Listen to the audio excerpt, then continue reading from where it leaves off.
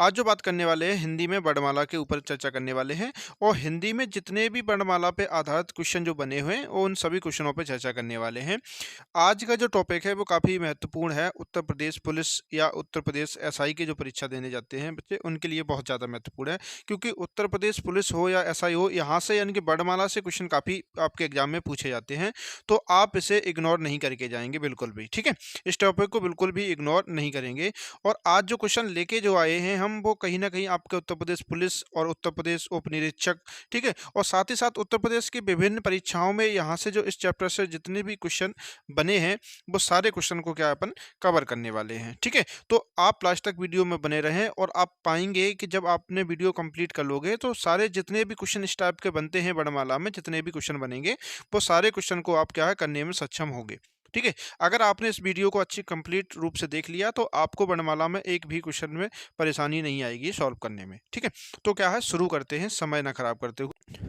तो पहला क्वेश्चन अपने सामने लिखा हुआ है, इसमें कहा गया भाषा की मूल इकाई क्या है, ठीक है। पहला ऑप्शन अपने सामने लिखा हुआ है अक्षर, दूसरा ऑप्शन लिखा हुआ है ध्वनि, तीसरा ऑप्शन लिखा हुआ संकेत और चौथा है वर्णमाला, ठीक है। तो ये चार ऑप्शन अपन को दिए गए हैं और पूछा जा रहा है आपसे कि भाषा की मूल इकाई क्या है। तो इस क्वेश्चन का जो सही आंसर जो होगा तो वो होगा ऑप्शन नंबर बी, ठीक है। ऑप्शन नंबर बी इस क्वेश्चन का बिल्कुल सही आंसर होगा। कैसे होगा ये बात को समझते हैं। देखो, ऑप्शन नंबर बी, भाषा की सबसे छोटी इकाई बताया गया है वर्ण या ध्वनि को, ठीक है। भाषा की सबसे छोटी इकाई वर्ण या ध्वनि है। भाषा की सार्थक इकाई अगर आपसे पूछा जाए क्या है तो कहोगे आप वाक्य है, ठीक है। और वाक्य से छोटी इकाई अगर पूछा जाए तो होती है उपवाक्य। ये चीजें जितनी भी बताई जा रही हैं इनको आप नोट डाउन करते चलना, क्योंकि ये बहुत इंपॉर्टेंट है क्वेश्चन, ठीक है। उपवाक्य से छोटी इकाई अगर आपसे पूछी जाए तो होती है पदबंध होती है, ठीक है। और अगर पदबंध से छोटी इकाई की बात की जाए तो होती है पद। ये भी काफी अच्छा क्वेश्चन है। और उसके बाद पद से छोटी इकाई की अगर बात की जाए तो क्या होती है अक्षर। ये भी बहुत अच्छा क्वेश्चन है। और साथ ही साथ अक्षर से छोटी इकाई जो होती है ध्वनि या वर्ण होती है। यही क्वेश्चन अपना था जिसका आंसर अपन को देना था, ठीक है। तो इससे हमें एक बात समझ में आएगी कि देखो, भाषा की सबसे छोटी इकाई वर्ण या ध्वनि होती है। वहीं अगर हम पूछे भाषा की सार्थक इकाई क्या होती है, ठीक है, तो क्या होती है वाक्य होती है। और वहीं अगर आपसे पूछा जाए वाक्य की सबसे छोटी इकाई है ना, या वाक्य से छोटी इकाई पूछा जाए क्या होती है तो उपवाक्य होती है, ठीक है। तो ये समझ में आई होगी आपको, ये जो चीज़ बताई गई हैं इन चीज़ों को आप नोट कर लेना, क्योंकि ये क्वेश्चन आपके लिए आगे बनने की पूरी पूरी संभावना रहेगी। अपन अब क्या करते हैं, अगले क्वेश्चन की बात करते हैं। अगला क्वेश्चन है अपने सामने, उसमें कहा है शब्द की सबसे छोटी, यानी कि शब्द की सबसे छोटी इकाई क्या कहलाती है। यह क्वेश्चन आपसे पूछा जा रहा है, शब्द की सबसे छोटी इकाई क्या कहलाती है। पहला ऑप्शन अपने सामने है वो है स्वर, दूसरा है वर्ण, तीसरा है व्यंजन और चौथा है अयोगवाह। ये चार ऑप्शन दिए गए हैं और 2018 में आपके पेपर में पूछा गया है, तो बहुत इंपॉर्टेंट क्वेश्चन है। उससे ये भी आपको मालूम चल जाएगा कि आपके एग्जाम का पैटर्न क्या है, ठीक है। ये भी जानकारी आपको हो जाएगी। साथ ही साथ क्या है, जितने भी क्वेश्चन पुराने आए हैं वो भी कंप्लीट हो जाएंगे, तो ठीक है। तो देखो, इस क्वेश्चन की अगर आंसर की हम बात करें तो इस क्वेश्चन का सही जो आंसर होगा वो ऑप्शन नंबर बी होगा, ठीक है। ऑप्शन नंबर बी इस क्वेश्चन का बिल्कुल सही आंसर होगा। शब्द की सबसे छोटी इकाई क्या कहलाती है, उसे क्या कहते हैं हम, वर्ण कहते हैं। कैसे कहते हैं, देखो ऊपर ये देखो एक लिखा हुआ है कि देखो जैसे एक शब्द लिखा हुआ है जैसे राम, ठीक है। एक शब्द क्या लिखा हुआ है, देखो ऊपर राम लिखा हुआ है। तो देखो राम में शब्द अक्षर की बात करें तो कितने अक्षर होते हैं, तो दो अक्षर है। राम जो है कितने अक्षरों से मिलकर बना है, तो दो अक्षरों से मिलकर बना, एक रा और एक मा, ठीक है। लेकिन इसमें राम में वर्ण की बात की जाए कि वर्ण कितने हैं, ठीक है। तो देखेंगे, देखो वर्ण की बात की तो वर्ण चार हैं राम में। कैसे, देखो एक रा है, एक बड़ा आ है और आधा माँ है और क्या है छोटा है। ये चार वर्ण हमें दिख रहे हैं। तो वैसे वही पूछा जा रहा है कि शब्द की सबसे छोटी इकाई क्या होती है, तो वर्ण होती है। शब्द की सबसे छोटी इकाई वर्ण या ध्वनि कहलाती है। हिंदी में कुल 52 वर्ण होते हैं, ये भी बात आपको जाननी है, जिसमें से स्वरों की संख्या 11 होती है और व्यंजनों की संख्या 33 होती है। अयोगवाह जो होते हैं वो होते हैं दो, ठीक है। इनकी भी संख्या आपको याद रखनी है। अयोगवाह होते हैं दो, एक अंग होता है और एक आह होता है, ये दो होते हैं अयोगवाह। साथ ही साथ द्विगुण होते हैं, वो होते हैं उनकी संख्या जो होती है वो दो होती है। द्विगुण होते हैं वो होते हैं दो, कौन से होता है, एक ला और एक ढा, ठीक है। साथ ही साथ दो क्या होते हैं, द्विगुण होते हैं, एक डा और एक ढा होते हैं। ये दो द्विगुण होते हैं तथा चार संयुक्त वर्ण होते हैं, छे, त्र, ज्ञ और स्रा। ये चार क्या होते हैं, संयुक्त वर्ण होते हैं। करते हैं अगले क्वेश्चन की। अगला क्वेश्चन अपने सामने लिखा हुआ है।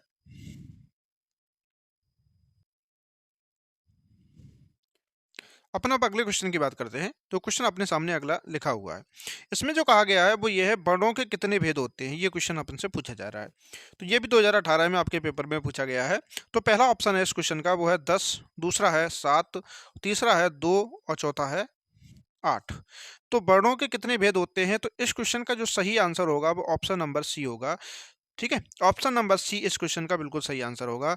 वर्णों के दो भेद होते हैं। क्या कितने होते हैं, तो वर्णों के दो भेद होते हैं। कौन कौन से होते हैं वो समझते हैं। देखो, एक होता है आपका स्वर और एक क्या होता है, व्यंजन। ठीक है, एक स्वर होता है और एक व्यंजन होता है। दो क्या होते हैं, वर्णों के भेद होते हैं। तो इसलिए इस क्वेश्चन का जो सही आंसर होगा वो ऑप्शन नंबर सी बिल्कुल सही होगा। फिर भी अपन समझ लेते हैं, थोड़ी और जानकारी है इसमें, उसके बारे में समझते हैं। इसमें कहा गया है वर्णों के दो भेद होते हैं। पहला एक होता है स्वर और एक होता है व्यंजन। ठीक है, मूल स्वरों की अगर संख्या पूछी जाए कितनी होती है, मूल स्वरों की संख्या तो वो होती है 11। और तथा व्यंजनों की कुल संख्या अगर पूछी जाए, व्यंजनों की संख्या तो कितनी होती है, वो 33 होती है। ठीक है, ये बात आप अच्छे से याद रखना। और स्वर कौन कौन से होते हैं, इनकी संख्या हमें बता दी गई है कि 11 होती है, लेकिन होते कौन कौन से ये जानना आपके लिए बहुत जरूरी है, क्योंकि यहाँ से क्वेश्चन बनते रहते हैं अक्सर। तो देखो, स्वर कौन से होते हैं, छोटा आ होता है, बड़ा होता है छोटी ई, बड़ी ई, छोटा ऊ, बड़ा ऊ, ऋषि वाली री, छोटी ए, बड़ी ए, छोटा ओ और बड़ा ओ। ये 11 क्या होते हैं, स्वर होते हैं। व्यंजन को समझते हैं। तो देखो, स्पर्श व्यंजन जितने भी होते हैं, जो 25 जो वर्ण देख रहे हैं, ये भी क्या है, व्यंजन के अंदर ही आते हैं। तो देखो, व्यंजन कैसे बनते हैं, इनकी संख्या है कितनी, तो ये चीज समझते हैं। देखो, जो का वर्ग के अंदर जितने भी आते हैं वो सब क्या कहलाते हैं, व्यंजन कहलाते हैं। जैसे कि छोटा जैसे कहेंगे का, खा, गा, घा और आ, ये क्या होते हैं, व्यंजन कहलाते हैं। चा वर्ग के सभी, ठीक है, चा, छा, जा, झा, ञ, और टा वर्ग के सभी आ जाते हैं इसमें, ता वर्ग और पा वर्ग। ठीक है, ये सभी आ जाते हैं। इनकी संख्या टोटल कितनी होती है, 25 होती है। और अगर हम देखें 25 ये हो गए, उसके बाद चार क्या होते हैं, अंतस्थ होते हैं। चार क्या होते हैं, वो अंतस्थ होते हैं। जैसे या, रा, ला, बा, ये चारों क्या है, अंतस्थ है। ये भी क्वेश्चन यहाँ से बनते हैं। और चार क्या होते हैं, ऊष्म होते हैं। तीनों सा यानी सा, सा, सा और हा जो होते हैं, इन्हें क्या कहा जाता है, ऊष्म कहा जाता है। इनकी संख्या तो यानी कि हमें दिख रहा है ये कि देखो 25 ये थे, ठीक है, स्पर्श व्यंजन, और चार चार 8 ये हो गए। तो ये 8 और 5 13 यानी कि कितने हो गए, टोटल 33 हो गए। यानी कि कहने का मतलब ये है कि व्यंजन की संख्या अगर आपसे पूछी जाए कितनी होती है कुल, तो 33 होती है। कौन कौन सी होती है, तो सभी 25 क्या है, स्पर्श व्यंजन, और साथ ही साथ अंतस्थ और ऊष्म, इनको अगर हम मिला लें तो क्या कहलाते हैं, व्यंजन कहलाते हैं। ठीक है, अपन अब क्या करते हैं, आगे बात करते हैं। अगला क्वेश्चन अपने सामने लिखा हुआ है, सा का उच्चारण स्थान अपन से पूछा जा रहा है। सा का उच्चारण स्थान क्या है, तो पहला ऑप्शन अपने सामने लिखा हुआ है कंठ, दूसरा है तालु, तीसरा है दंत और चौथा है मूर्धा। तो सा का जो उच्चारण स्थान होता है वो ऑप्शन नंबर बी सही हो जाएगा, यानी कि तालु होता है। ठीक है, इस क्वेश्चन का जो सही आंसर होगा वो ऑप्शन नंबर बी बिल्कुल सही आंसर होगा। अपन क्या करते हैं, आगे समझते हैं इस क्वेश्चन के बारे में। देखो, इसमें अगर हम देखें तो ये देखो, उच्चारण स्थान के आधार पर अगर चीजों को समझें तो देखो इसमें क्या कहा गया है, ये चीजों को समझते हैं। इस तरफ का उच्चारण स्थान दिया गया है और इधर क्या है, वर्ण दिए गए हैं। इससे हमें ये मालूम पड़ जाएगा किसका उच्चारण स्थान कहाँ पर है। ठीक है, तो देखो तालु की अगर हम बात करें तो तालु के अंतर्गत कौन कौन सी चीजें आती हैं। ठीक है, तो देखो छोटी ई है, बड़ी ई है, और चार वर्ग के सभी, ठीक है, जितने भी चार वर्ग के स्पर्श व्यंजन है वो, और साथ ही साथ या और सा।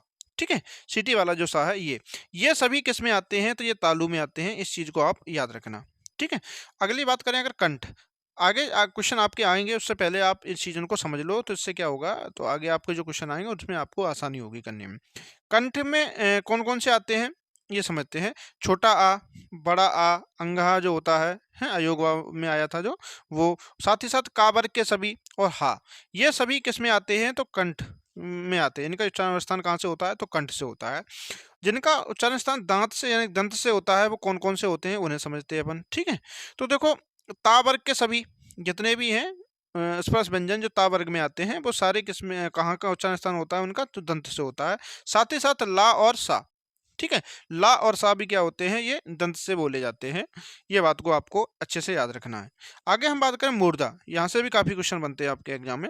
मूर्धा, मूर्धा से जिनका उच्चारण स्थान होता है, ये मूर्धन्य बोलते हैं इनको। तो ऋषि वाली री जो होती है और टा वर्ग के सभी, साथ ही साथ रा और रा, और साथ ही साथ जो पेट फरा सा जो होता है ये भी, ये सभी इनका उच्चारण स्थान होता है मूर्धा से होता है। ठीक है। तो इनका सभी का उच्चारण स्थान कहाँ से होता है, तो मूर्धा से होता है। तो ये चीज़ आपको समझ में आई होगी और इन चीज़ों को आप नोट करते चलें, क्योंकि आपके पेपर में यही पूछे गए हैं 2018 में। तो ये क्वेश्चन यहीं आसपास से ही क्वेश्चन फिर से उठाए जाएंगे। तो इस चीज़ को अपन जितनी भी व्याख्या बताई जा रही है इसको आप नोट करते चलें अच्छे से। ठीक है। अपन क्या करते हैं, अब आगे बात करते हैं। अगला क्वेश्चन अपने सामने लिखा हुआ है, कौन से शब्द में रा व्यंजन नहीं है, ये आपसे पूछा जा रहा है। किसमें, कौन से शब्द में रा व्यंजन नहीं है, ये आपसे पूछा जा रहा है। तो देखेंगे, देखो पहला ऑप्शन अपने सामने लिखा है वो है मात्रा, दूसरा है मूर्धा, तीसरा है क्रम और चौथा है मातृभूमि। तो इसमें से कौन से शब्द में, इसमें से कौन से शब्द में रा व्यंजन नहीं है।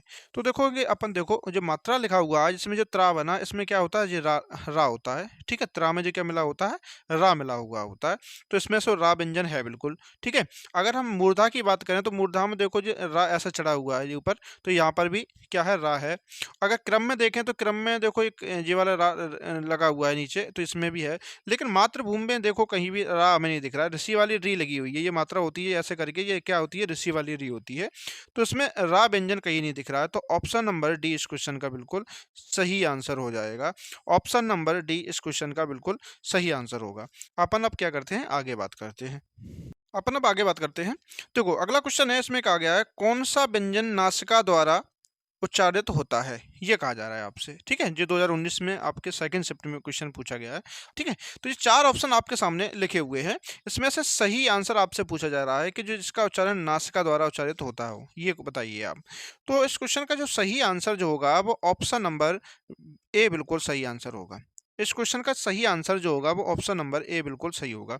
कैसे होगा, इस चीज को अपन समझते हैं। देखो जितने भी पंचमाक्षर हैं, पंचमाक्षर वो होते हैं जैसे स्पर्श व्यंजन है, स्पर्श व्यंजन के जो देखो 5 वर्ड होते हैं स्पर्श व्यंजन, जैसे माना हमने एक ये है, एक ये है, ऐसा करके 5 स्पर्श व्यंजन होते हैं। ठीक है। चा का वर्ग में जैसे 5 हैं अक्षर, है ना, ऐसे ही चा वर्ग में 5 है। तो इनमें से आगे के 4 हटा के छोड़ के पीछे के जो पांचवा है सभी का, पांचों का, ठीक है, उन्हें हम क्या बोलते हैं, पंचमाक्षर बोलते हैं। उनका जो उच्चारण स्थान होता है वो होता है नासिका से। ठीक है। नासिका यानी कि नाक के उच्चारण से होता है। तो जब ड़ा को बोलोगे तो आपका नाक से उच्चारण होगा। तो इसलिए ये इसका उच्चारण जो होगा ऑप्शन नंबर ए का, जो कहाँ से होता है, नासिका से। तो इसकी व्याख्या देख लेते हैं तो आपको समझ में आएगा। अब इसको समझ लेते हैं। देखो इसमें ड़ा जो दिया गया है, ड़ा व्यंजन जो होते हैं नासिका द्वारा उच्चारित होते हैं। वर्णमाला में पंचमाक्षर वर्ण जो 5 वर्ण जो होते हैं, जिन्हें पंचमाक्षर हमने तो बताया था आपको, उन्हीं की बात हो रही है, जिनका उच्चारण स्थान मुख और नासिका से होते हैं। जैसे अड़ा जी हुआ, ये ञा हुआ चोली वाले, अड़ा हुआ, ना हुआ, माँ हुआ, और अनुस्वार जो होते हैं ये किस, इनका जो उच्चारण स्थान जो होता है वो कहाँ से होता है, नासिका से होता है। इस चीज को आप याद रखेंगे। अपन अब आगे बात करते हैं। तो इसमें क्या कहा गया है, स्वर रहित व्यंजन जब स्वर रहित व्यंजन से मिलता है, तो जब स्वर रहित व्यंजन जब स्वर रहित व्यंजन से मिलता है तब क्या कहलाता है, ये आपसे पूछा गया है और आपके पुराने पेपर में पूछा गया है। 4 ऑप्शन दिए गए हैं। पहला ऑप्शन जो दिया गया है वो है संयुक्ताक्षर, दूसरा है द्वित्व, तीसरा है तालव्य और चौथा जो है वो स्वरतंत्रीय। ये चौथा ऑप्शन है। इसमें से सही आंसर आपको बताना है। तो वैसे तो सही आंसर होगा वो ऑप्शन नंबर ए बिल्कुल सही आंसर होगा। स्वर रहित व्यंजन जब स्वर रहित व्यंजन से मिलता है तो क्या कहलाता है, उसे संयुक्ताक्षर कहा जाता है। ठीक है। क्या कहा जाता है, संयुक्ताक्षर कहा जाता है। अपन क्या करते हैं, आगे बात करते हैं। अपन इस क्वेश्चन की बात करते हैं। तो किसमें क्या गया है, निम्न में से तालव्य ध्वनि है, तालव्य ध्वनि पूछी जा रही है। तो अगर पिछले अभी हमने आपको बताया था, अगर आपने वो चीज़ें नोट की होंगी तो इस क्वेश्चन को करने में आपको बिल्कुल भी दिक्कत नहीं आएगी। तो पहला ऑप्शन आपके सामने लिखा हुआ है वो है टा, पा, और दूसरा है पा, तीसरा है सा और चौथा है का। ठीक है। ये 4 ऑप्शन है, इसमें से आपको तालव्य ध्वनि पूछी जा रही है। तो इस क्वेश्चन का जो सही आंसर होगा वो ऑप्शन नंबर सी बिल्कुल सही होगा। तो अभी थोड़ी देर पहले हम आपको बता के आए हैं जो तालव्य ध्वनि कौन सी होती है, वो सीटी वाला साहब ने आपको बताया था। अगर आपने नोट किया होगा इस चीज़ को तो आप कर सकते थे। तो ये वाला क्वेश्चन है अपने सामने, इसमें कहा गया निम्नलिखित में से कौन सा वर्ण अघोष है। अघोष आपसे पूछा जा रहा है। ठीक है, तो 4 ऑप्शन दिए गए, पहला ऑप्शन का है, दूसरा गा है, तीसरा घा है और चौथा है जा है। ठीक है, तो इसका जो सही आंसर आपसे बताया जाए अगर आपको, तो इस क्वेश्चन का सही आंसर जो होगा वो ऑप्शन नंबर ए बिल्कुल सही होगा। अघोष वर्ण जो होते हैं वो का होता है, ये 4 ऑप्शन के हिसाब से देखेंगे तो ऑप्शन नंबर ए बिल्कुल सही आंसर होगा इस क्वेश्चन का। ठीक है, हाँ, और आपको एक चीज़ बता दें कि आपने अगर हमारे चैनल को अभी तक सब्सक्राइब नहीं किया है तो चैनल को सब्सक्राइब कर लें। हम बहुत ही डिटेल में वर्णमाला को कवर करने वाले हैं।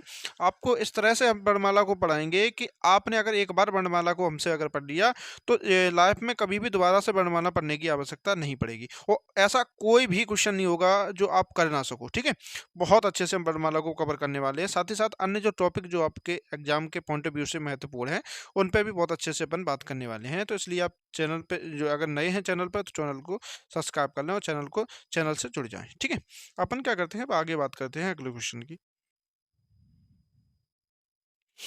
ये क्वेश्चन अपने सामने लिखा हुआ है, इसमें कहा गया है वर्णों के समुदाय को क्या कहा जाता है। ठीक है, यानी कहने का मतलब ये वर्णों के समुदाय को क्या कहते हैं, ये आपसे पूछा गया है। तो देखो इसमें पहला ऑप्शन आपको दिया गया है वर्णमाला कहा जाता है, दूसरा है सर्वनाम कहा जाता है, तीसरा अक्षर कहा जाता है और चौथा क्रिया कहा जाता है। तो ये आपके 2018 में पूछा गया पेपर में क्वेश्चन है। तो देखो इस क्वेश्चन का जो सही आंसर होगा वो ऑप्शन नंबर ए बिल्कुल सही होगा। वर्णों के व्यवस्थित समूह को क्या कहा जाता है, वर्णमाला कहा जाता है। बस वही क्वेश्चन था, इसको थोड़ा सा तोड़ मरोड़ के आपके सामने रखा गया है। तो वर्णों के समुदाय को क्या कहते हैं, ऐसे करके आपसे पूछ लिया गया था। ठीक है, लेकिन क्वेश्चन वही था। तो इस क्वेश्चन का जो सही आंसर है जो ऑप्शन नंबर ए बिल्कुल सही है। अपन अब आगे बात करते हैं। ये क्वेश्चन आपके सामने लिखा हुआ है, इसमें कहा है ए के उच्चारण स्थान में खाली स्थान दिया है और फिर आगे खाली स्थान की सहायता ली जाती है। बहुत अच्छा क्वेश्चन है जो 2017 में आपके यूपीएसआई में पूछा गया क्वेश्चन है। तो देखो पहला ऑप्शन आपको दिया गया है, पहला है छंद और तालु। ठीक है, दूसरा है एचएस और तालु, तीसरा ऑप्शन है कंठ और तालु और चौथा है दंत और ओष्ठ। ठीक है, ये 4 ऑप्शन आपको दिए गए हैं। तो ए के उच्चारण स्थान में किन किन चीज़ों की आवश्यकता पड़ती है ये आपसे से पूछना चाह रहा था एग्जामिनर। तो आपको ये क्वेश्चन आपको आंसर हाँ, तो इस क्वेश्चन का आंसर आपको बताना है। तो जैसा कि आपके सामने ऑप्शन नंबर पहला लिखा हुआ है तो यही इस क्वेश्चन का बिल्कुल सही आंसर होगा। ए के उच्चारण स्थान में उच्चारण में ए के उच्चारण में छंद साथ ही साथ और तालु की सहायता ली जाती है ए के उच्चारण में। तो इस क्वेश्चन का जो सही आंसर होगा वो ऑप्शन नंबर ए बिल्कुल सही आंसर होगा। अगला क्वेश्चन आपके सामने लिखा हुआ है, इसमें कहा है जिन वर्णों का उच्चारण स्वतंत्र होता है उन्हें डैश खाली स्थान दिया गया है, उसको क्या कहते हैं, ये कहा जा रहा है। तो पहला ऑप्शन आपके सामने लिखा हुआ है, पहला है स्वर, दूसरा है बोली, तीसरा है व्याकरण और चौथा है व्यंजन। तो इसमें से सही आंसर क्या होगा, जिन वर्णों का उच्चारण स्वतंत्र होता है उन्हें क्या कहा जाता है। तो अगर आंसर की बात करें तो इसका जो आंसर होगा वो ऑप्शन नंबर ए बिल्कुल सही होगा।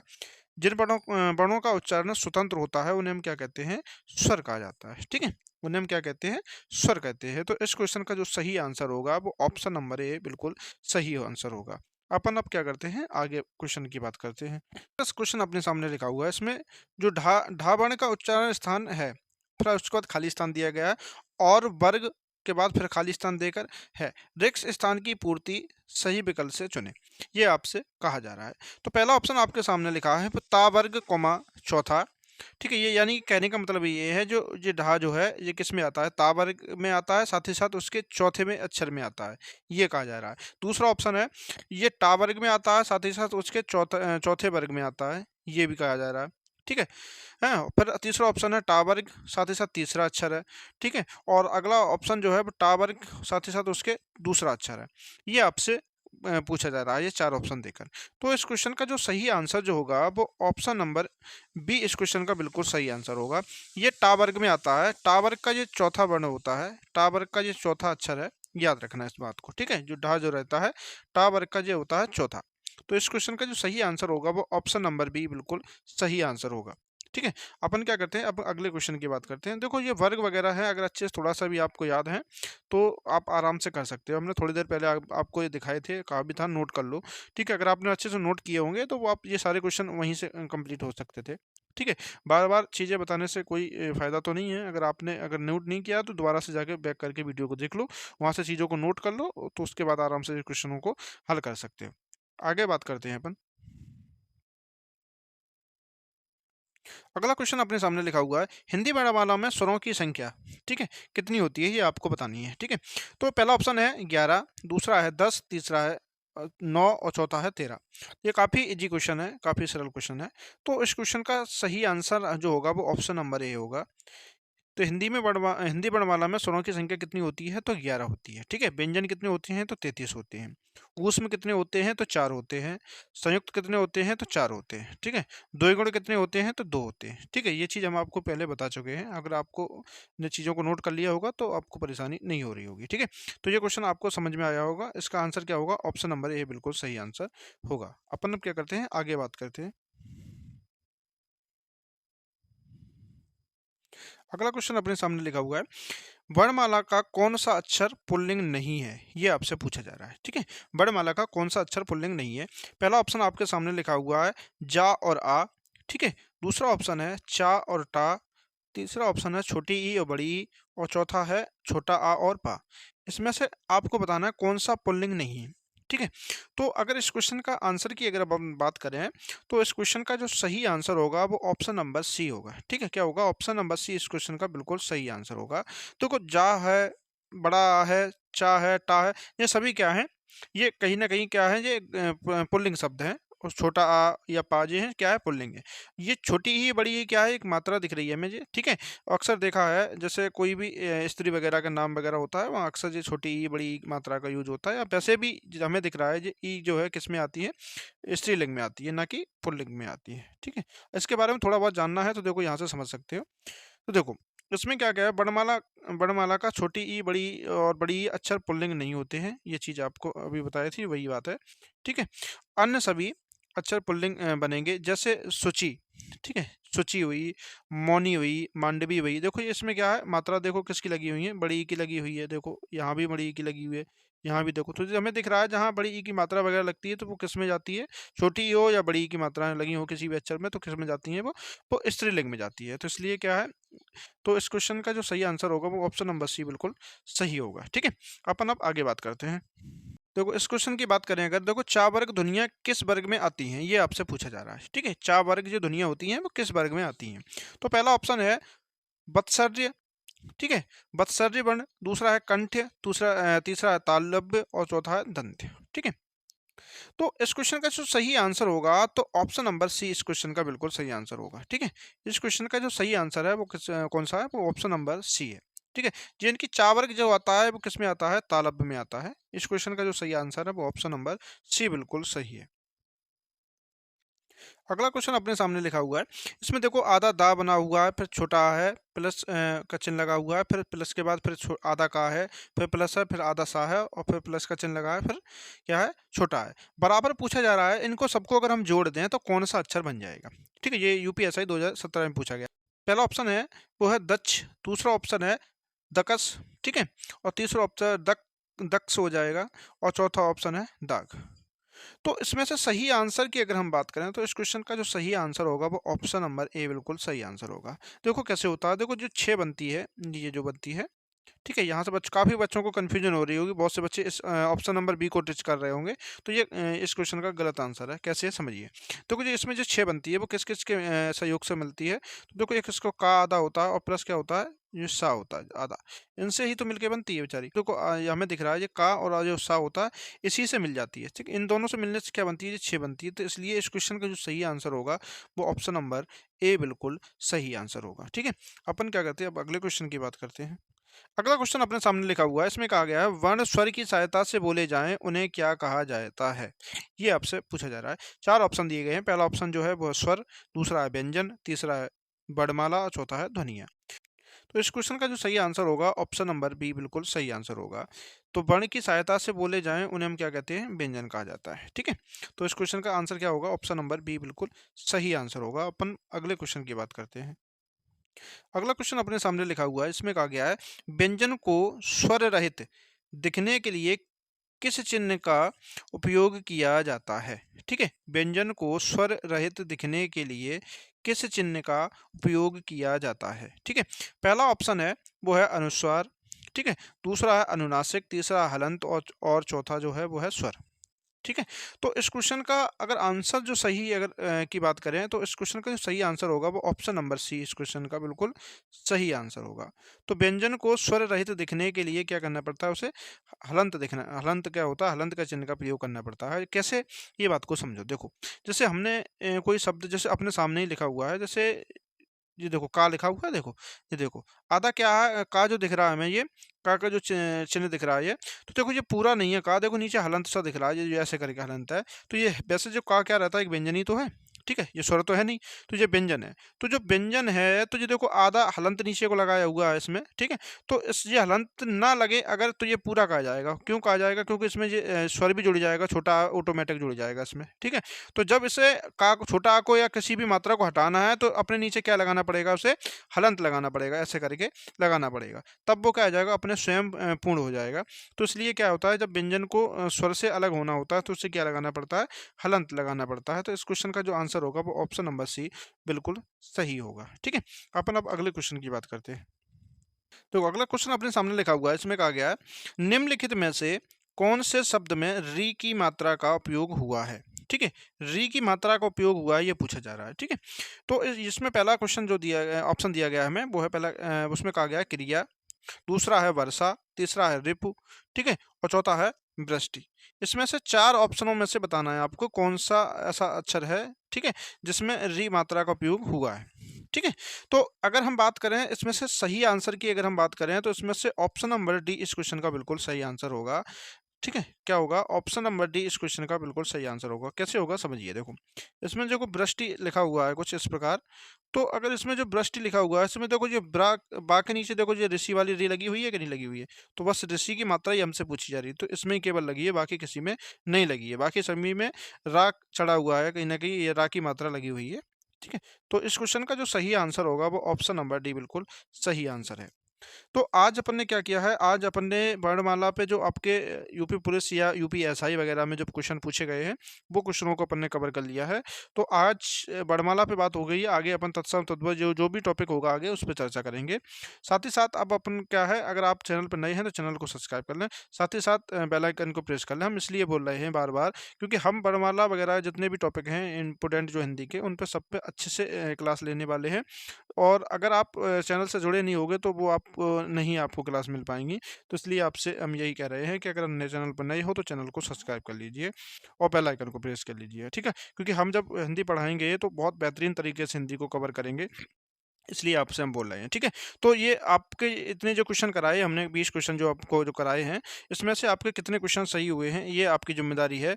जिन 20 क्वेश्चनों में से आपने कितने क्वेश्चन सही किए हैं ये आपको कमेंट बॉक्स में कमेंट करके बताना है कितने किए हैं। इससे क्या होगा, हमें ये आपकी ये मालूम चलेगा कि आपकी तैयारी कितने हद तक सही है और आपको कितनी तैयारी अभी करनी है। ठीक है, अगर आपने 20 में से लगभग अगर आपने 19, ठीक है, 19 क्वेश्चन कर रहे हो या 18 क्वेश्चन कर रहे हो, फिर भी चलो आपकी तैयारी ठीक है, काफ़ी मान सकते हैं। लेकिन आपको 20 में 20 करने चाहिए, काफ़ी क्वेश्चन ईजी हैं, हार्ड नहीं है बिल्कुल भी। ठीक है, कोशिश करें 20 में 20 सही करने की। तो ये कैसा लगा वीडियो आप लोग ज़रूर बताएं।